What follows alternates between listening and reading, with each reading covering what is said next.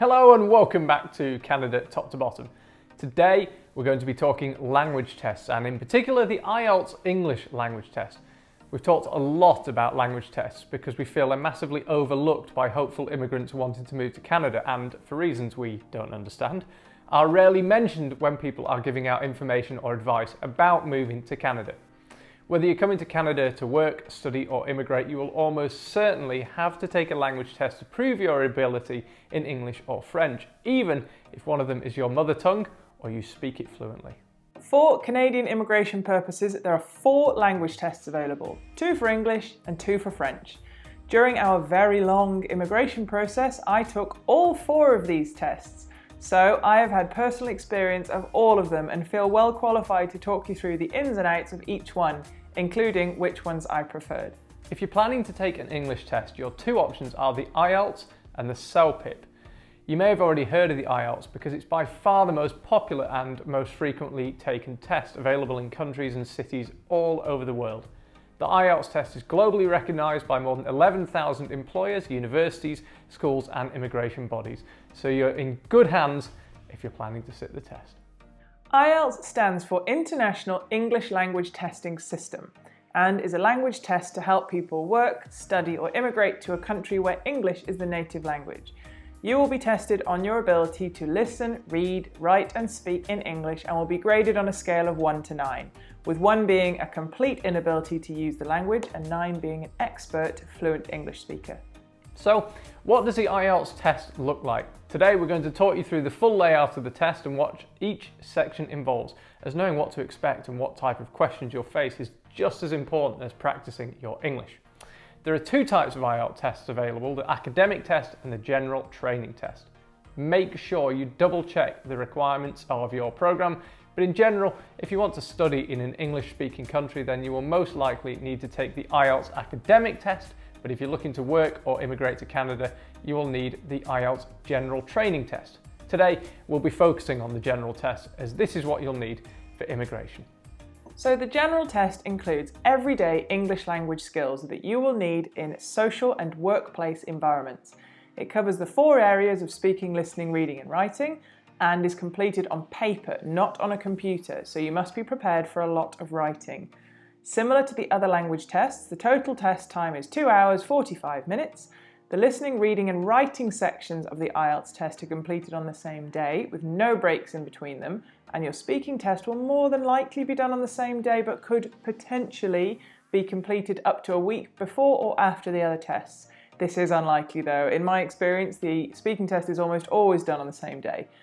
You will be sitting in an exam hall at an individual desk with anything from a few other people to hundreds of other people. It will very much depend on where and when you are taking the test. Something to be aware of with regards to the IELTS is that you will hear a variety of different accents, everything from American and Canadian to British and Australian, maybe with some Scottish, New Zealand and Irish mixed in there too, so don't expect one easy accent. You should prepare by listening to as wide a range of accents as possible so you won't be too alarmed when you hear a strong foreign accent. Let's start with the listening test. This is 30 minutes long with 40 questions. It involves 4 recordings of native English speakers, each with 10 questions. The first 2 parts deal with situations set in everyday social contexts. Recording 1 is a conversation between 2 people, for example, a conversation about making travel arrangements, and recording 2 is a monologue, so just one person speaking rather than a conversation. For example, someone giving a speech about local facilities. The final 2 recordings deal with situations set in educational and training contexts. Recording 3 is a conversation between up to 4 people, for example a university tutor and 2 students discussing an assignment, and recording 4 is a monologue on an academic subject, for example a university lecture. You will be assessed on your ability to understand the main ideas and detailed factual information, as well as the opinions and attitudes of the speakers, and your ability to follow the development of ideas. And be aware that you will only hear each recording once, something which I always find very unfair. But it means it's really important to listen really carefully as soon as the recording starts. The questions for each section are designed so that the answers appear in the order they are heard in the audio, so you can take each question at a time and you don't have to jump back and forth between them as you listen. During the listening test, you need to write your answers on the question paper as you listen, and at the end of the test, you're given 10 minutes to transfer your answers onto an answer sheet. Something to be aware of is that poor spelling and grammar are penalised across all aspects of the test, so take care when writing down your answers. Within the 40 questions, you will come across several different question types, such as multiple choice questions, where there is a question followed by 3 possible answers, or alternatively, the beginning of a sentence, followed by 3 possible ways to complete the sentence. There are matching questions, which will require you to match a numbered list of items from the listening text to a set of options on the question paper. There's labelling plans, maps or diagrams, where you'll have to complete labels on a plan, for example of a building, a map or a diagram, for example a diagram of a piece of equipment. There's completing sentences, forms, summaries, flowcharts and tables. You'll have to fill in the gaps in the text, focusing on the main points in the recording. And the final question will be sentence completion and short answer questions, where you're instructed how many words to write in your answer. Here are some examples of the layout of the listening test. A form completion question, a short answer task, and a sentence completion question. Now we'll move on to the reading section of the test. This is 60 minutes long and has 40 questions across 3 sections. The questions might include reading to understand the gist of a text, reading for main ideas, reading for details, skimming a text, understanding a logical argument, or recognising writers' opinions, attitudes, and purpose. Section 1 is called Social Survival, and as the title suggests, you will be reading texts which are relevant to basic survival in English. The questions will mainly be about searching for and providing general factual information, for example, information notices, advertisements, and timetables. The second section is called Workplace Survival and focuses on the text within a workplace context, for example, job descriptions, work contracts, and staff development and training materials. The third and final section is General Reading and involves reading more extended texts with a more complex structure. The text will be more descriptive and instructive rather than arguments or opinions. These could come in the form of newspapers, magazines, and fictional or non-fictional book extracts. Again, it's important to know that you will first mark your answers on the test paper and then transfer them to an answer sheet within the 60-minute time limit. You will not be given extra time to transfer your answers, so make sure you allow enough time at the end. And again, poor spelling and grammar are penalised, so write carefully. Similar to the listening test, there will be a variety of different types of questions, so don't expect to have 40 multiple choice questions.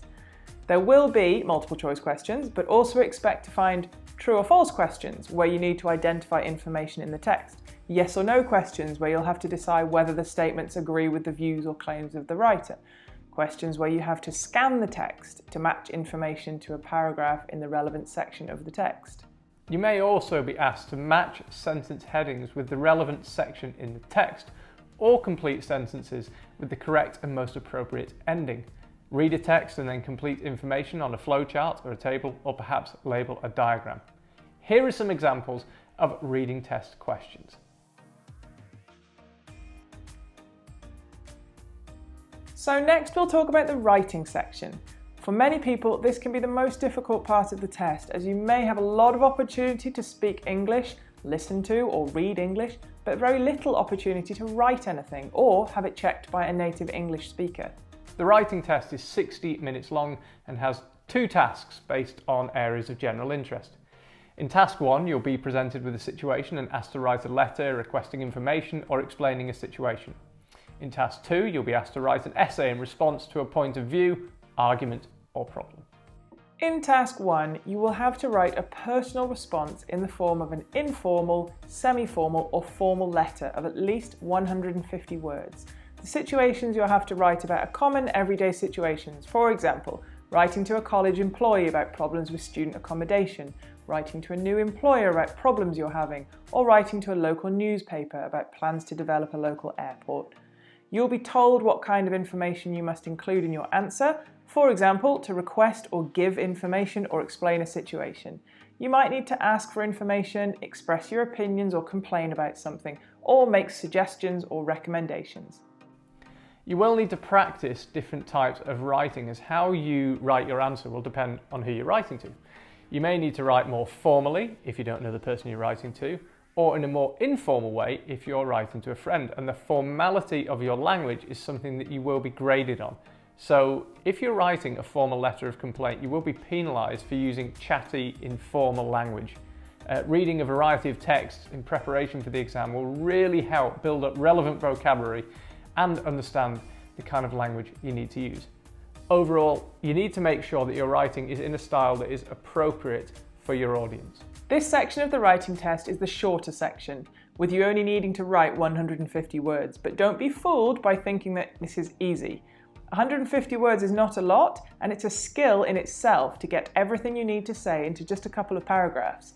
Ideally, you should spend no more than 20 minutes on this task, and be aware that you will be penalised if your answer is too short.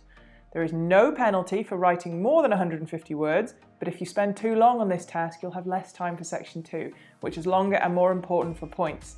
Indeed, task 2 contributes twice as much to the final writing band score as task 1.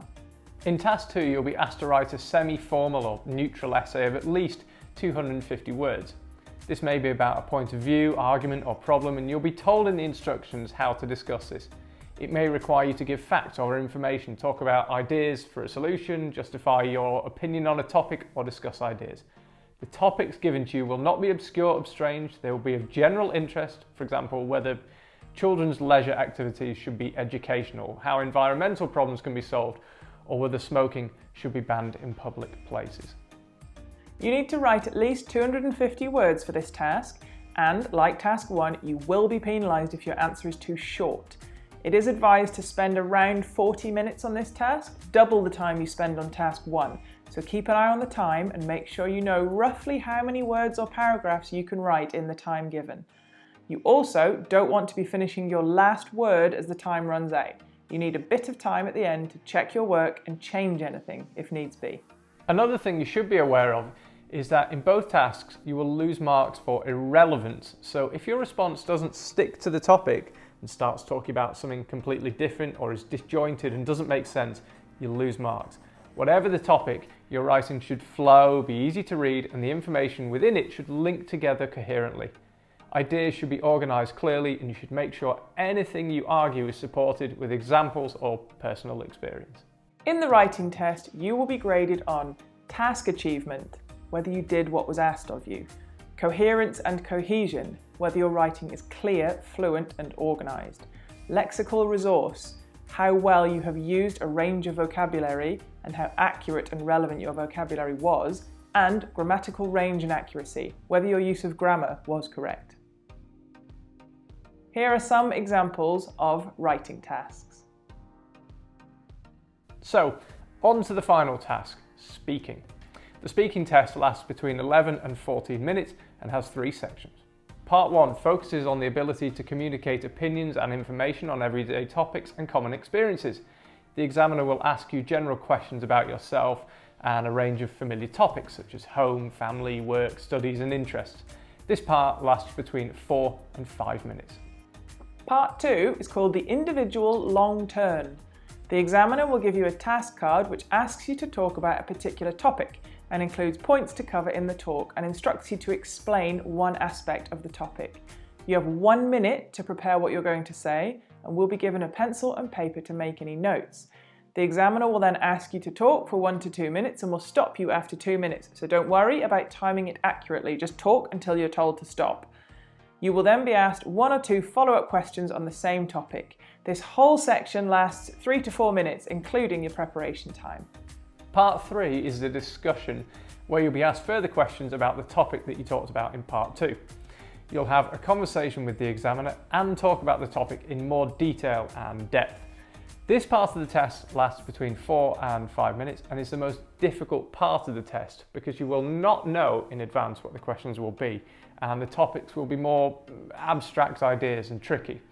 You'll be graded on 4 things: fluency and coherence, your range of vocabulary, your grammar and your pronunciation. Here are a few examples of speaking tasks. Okay, so that's it for the IELTS test. It's a lot of information, but we hope this has clarified any concerns or questions you had about the IELTS test. Of the two possible English tests for immigration purposes, the IELTS is much more popular than the CELPIP, but that's only because the IELTS is more readily available. CELPIP is only available in a handful of countries, whereas IELTS can be taken in most cities around the world. I've taken both, and although they are pretty similar, personally I think I preferred the CELPIP. I found the IELTS a bit too much like being at school, where you had to sit at a desk and write with a pencil. The paper aspect of it seems very outdated. The CELPIP is all done on a computer and could be done to an extent at your own pace, which I definitely preferred. But it's a personal choice, and often it will come down to what is available in your area. Of course, preparation is key, and if you have an idea of what the question layout will be and what types of tasks you'll be asked to do, there will be fewer surprises, and it'll help you feel much better prepared for the test. Practice, practice, practice, and make sure you do at least one complete practice test on the IELTS website so you're fully aware of what to expect. Check out the links in the description box below and have a look around the official IELTS website, as there is so much useful information on it, including a detailed description of the test, free preparation materials, a lot of practice questions, info on how to book a test, and what to expect on test day. Let us know if you have already taken the IELTS test or are preparing to take it. How are you finding it? Don't forget to hit subscribe for new videos every Wednesday and Sunday, and we'll see you next time.